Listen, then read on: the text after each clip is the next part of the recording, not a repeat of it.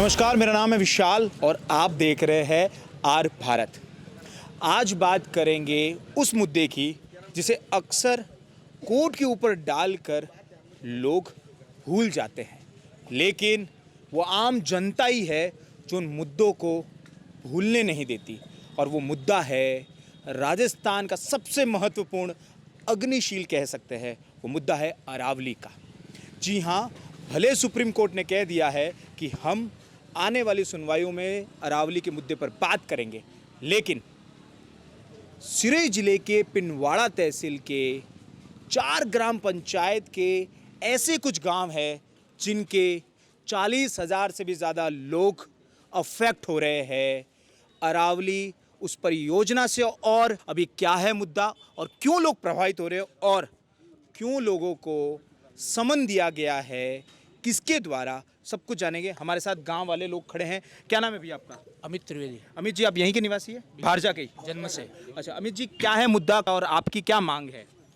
हमारी स्पष्ट रूप से मांग है कि हम जो ग्रामीण क्षेत्र में रहते हैं, हमें प्रकृति से विशेष लगाव है और पर्यावरण के हितों की रक्षा करने के लिए हम ग्रामवासी सदियों से समर्पित रहे हैं। और उसी का परिणाम है कि आज आप अगर आसपास में हरे भरे पहाड़ देख रहे हैं और पेड़ों का इतना बड़ा जाल देख रहे हैं, तो उसका ये परिणाम है कि हम ग्रामवासियों ने सदियों से इस पर्यावरण को बचा के रखा हुआ है, उसे संरक्षित करके रखा हुआ है। लेकिन अचानक से हम ग्रामवासियों को पता चलता है कि कमलेश मेटाकास्ट प्राइवेट लिमिटेड कंपनी अपनी प्रस्तावित खनन परियोजना के अंदर हमारे क्षेत्र की कृषि भूमि, जो हमारे किसान हैं उनकी निजी भूमि, हमारे गोचर, हमारे ओरण और उसी के साथ साथ हमारी जो छोटी छोटी पहाड़ियाँ हैं, जो कि एक तरीके से अगर आप देखें तो हमारे सामने ये अरावली पर्वत है, जो दिख रहा है वो अरावली है। और इसके गोद में ये सारे गांव निवास है, जो हमारी 4 ग्राम पंचायत है और उसके जो 12 गांव है। जनता को अंधेरे में रखकर ये परियोजना आगे बढ़ाई गई। जब जनता के द्वारा यहाँ पर इकट्ठे हुए और जब प्रशासन आया तो एडीएम ने, सर ने हमें स्पष्ट रूप से कहा कि हमने 25 अगस्त को जन सुनवाई के संबंधित कागज़ ग्राम पंचायतों में भिजवा दिए थे। लेकिन ग्रामीणों को जन सुनवाई का पता चलता है 18 सितंबर को। उसके अगले दिन 19 सितंबर को जन सुनवाई थी। 18 सितंबर को दोपहर को पता चलता है और आनन फानन में टेम्पो घुमाए जाते हैं और लोगों को जन सुनवाई की सूचना दी जाती है। सबसे बड़ा सवाल ये था कि जब प्रशासन ने स्पष्ट रूप से कह दिया कि 25 अगस्त 2025 को हमारे द्वारा संबंधित ग्राम पंचायतों में लेटर पहुंचा दिए थे जन सुनवाई का, तो ऐसा कौन सा दबाव था जिसके कारण 4 ग्राम पंचायतों ने ये जन सुनवाई के लेटर दबा के रखे और जनता को पता चलने नहीं दिया। जनता को तब पता चलता है जब 18 सितंबर को ये लेटर व्हाट्सएप पर वायरल होता है। जन सुनवाई के अंदर 4 ग्राम पंचायत के 12 गाँवों के लोगों ने आपत्तियां दर्ज करवाई, किसी ने भी समर्थन नहीं दिया। लेकिन अचानक से जब बाद में ग्रामीणों को पता चलता है कि कई सारे समर्थन पत्र अचानक से आ जाते हैं और उन समर्थन पत्र से जब स्पष्टीकरण मांगा जाता है लोगों का, तो लोगों का ये कहना होता है कि हमारे फर्जी साइन करवाए गए हैं, जिनकी एफआईआर दर्ज होती है, लेकिन आज तक उस पर कोई कार्रवाई हुई कि नहीं हुई इसका ग्रामीणों को कोई अंदाज़ा नहीं है। अमित भाई, मुझे ये बताइए, आप लोग इस संबंधित में क्या सीएम भजनलाल जी से मिले थे? बिल्कुल, हमारे यहाँ के जो स्थानीय विधायक है और क्या नाम है उनका? स्थानीय विधायक संवराम जी ग्रासिया है। हाँ।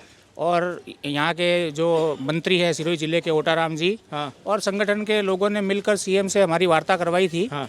लेकिन उस वार्ता का कोई नतीजा नहीं रहा। हमें ये कहा गया कि सरकार के खिलाफ नहीं जा सकती है और आपको कोर्ट में लड़ाई लड़नी पड़ेगी। हमारा जनता का ये सवाल है कि हमने जिन्हें अपने अधिकारों की रक्षा करने के लिए चुना, अगर वही हमें ये कह दे कि आपको अपनी लड़ाई लड़ने के लिए न्यायपालिका जाना पड़ेगा, तो हमें ये संदेह उत्पन्न होता है जनता को कि क्या सरकार हमारे हितों की रक्षा नहीं करेगी? क्या जनता अपनी स्वयं लड़ाई लड़ने कोर्ट में जाएगी?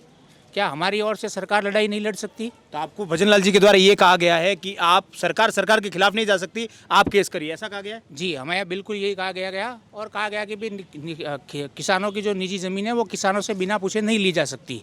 तो जनता का ये सीधा सा सवाल है कि जब किसानों की निजी खातेदारी की भूमि बिना पूछे नहीं ली जाती, तो उनसे बिना पूछे कंपनी के प्रस्ताव में क्यों शामिल हुई? चलिए और भी गाँव वाले उनसे भी जानते हैं। मारवाड़ी, तो मुझे ये बताइए बासा, आप भी यहीं के भाई साहब? हाँ जी। मुद्दे पर आपका क्या कहना सर है? पिछले 3 महीने से हमारे ग्रामीण परेशान है। सरकार से भी वार्ता की, स्थानीय जनप्रतिनिधियों से वार्ता की, कोई नतीजा नहीं निकला।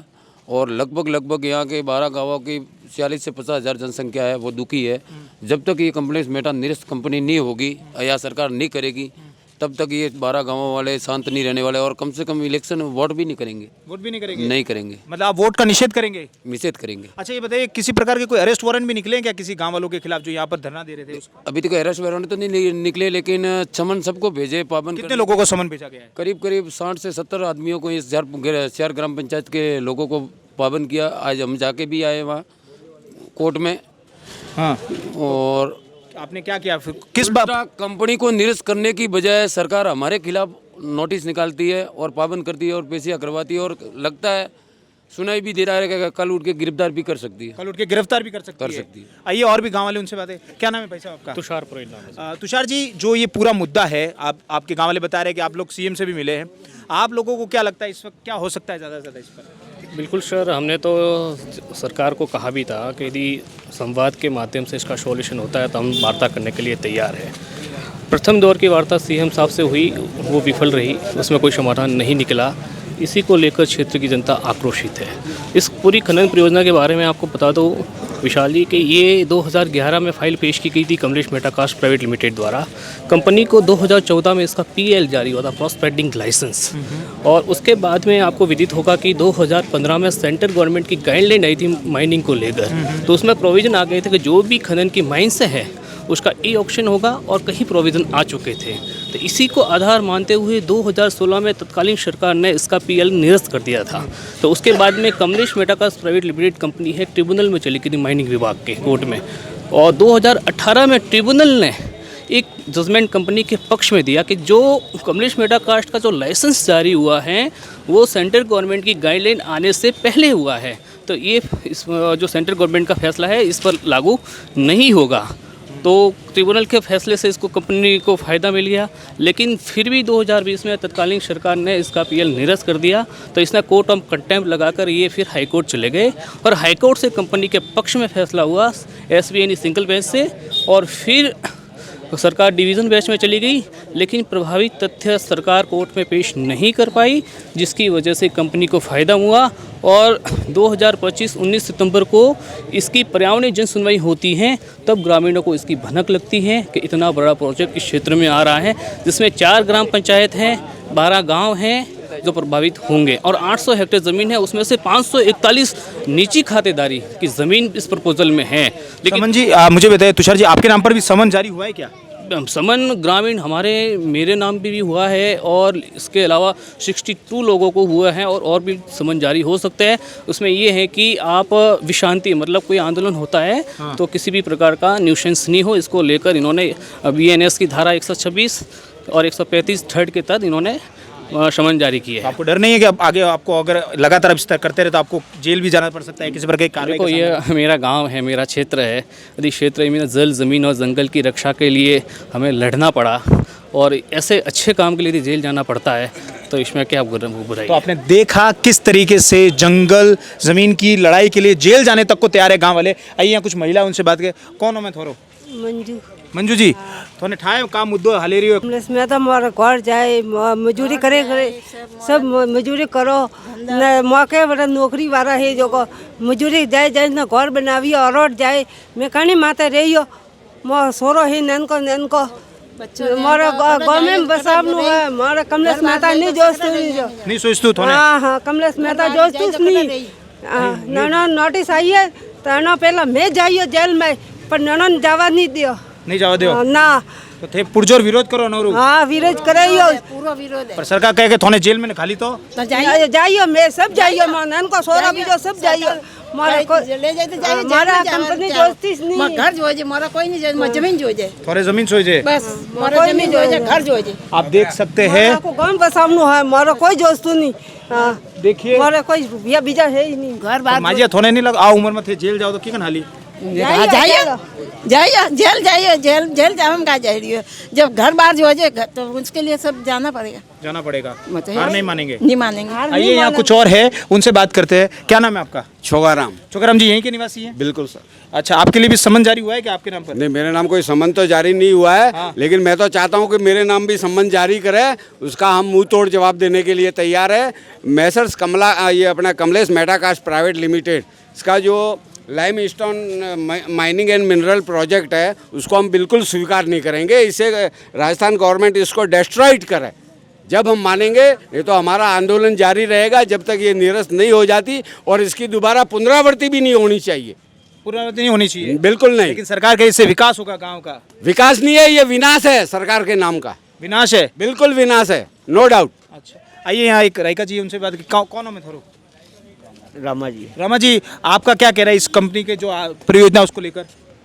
हमको तो एक कमलेश मेटा कंपनी नहीं चाहिए, नहीं सही है, नहीं चाहिए। पर सरकार कह रही है विकास हुई बनती है, गाँव रू ने आसपास गाँव रू पंचायत रू। बस हमको तो नहीं चाहिए, बस हमको इतने ही मालूम नहीं चाहिए। हमको जेल डालने को हम तैयार है, जेल डाले तो तैयार है, तैयार है। बाकी हमको कंपनी नहीं चाहिए। तो थे थोड़े आप यहाँ जो मंत्री है ओटाराम दिवस, उनसे बात करने का प्रयास किया आप लोगों ने? किया, बाकी वो सुनते ही नहीं है। सुनते ही नहीं है। नहीं। अच्छा, आइए देखिए, इस तरीके के गांव वालों के लगातार ये कहना है कि कुछ भी हो जाए, चाहे वो बुजुर्ग महिला हो, बुजुर्ग लोग हो, यहाँ तक कि कह रहे हैं महिला हम हमारे बच्चों के समेत जेल जाने को तैयार है, लेकिन परियोजना हमें यहाँ नहीं चाहिए।